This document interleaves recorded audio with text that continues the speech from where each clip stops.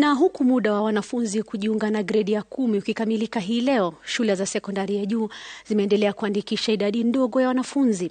Idadi ya chini zaidi ikishuhudiwa kwenye shule za kutwa za ngazi ya C4, ambapo sasa Wizara ya Elimu inatathmini kujumuishwa kwa shule hizo ama shule zilizo na idadi ndogo ya wanafunzi. Waziri Migos Ogamba akisema wanafanya utathmini wa gredi ya 10 kabla ya kufanya maamuzi hayo, kama anavyotuarifu Gatete Njoroge. Shule ya sekondari ya juu ya Kithiriti, Mwea, kaunti ya Kirinyaga, mwalimu mkuu anatangamana na wanafunzi hawa wawili wa gredi ya 10. Kati ya wanafunzi 100 waliokuwa wakitarajiwa kujiunga na shule hiyo, ni hawa tu wamefika. Wengine 3 waliojisajili bado hawajaanza masomo. Tulifungua tukiwa na matumaini makubwa ya kupata watoto wengi, kwa sababu tuko na 4 empty classes. Form 1 class haina watoto, Form 2 class haina watoto, na zingine tulikuwa nazo za extra. But to our disappointment, the students are not coming.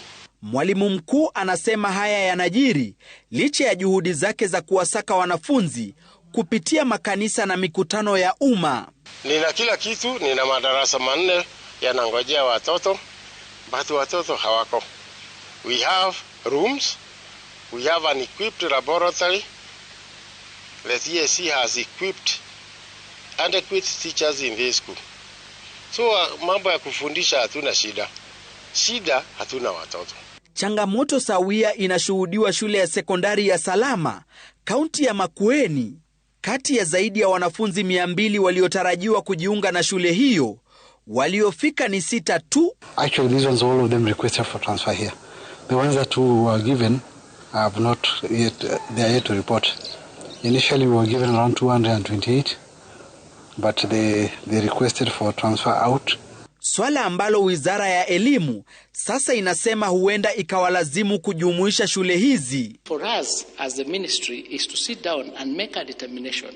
Should we still continue holding these schools as schools, or should we invest more in the schools that the students require so that they can have all the facilities? In other words, can we mop up or merge the schools so that the schools that are called schools have the facilities that they require? There would be no point to have a school with 10 children.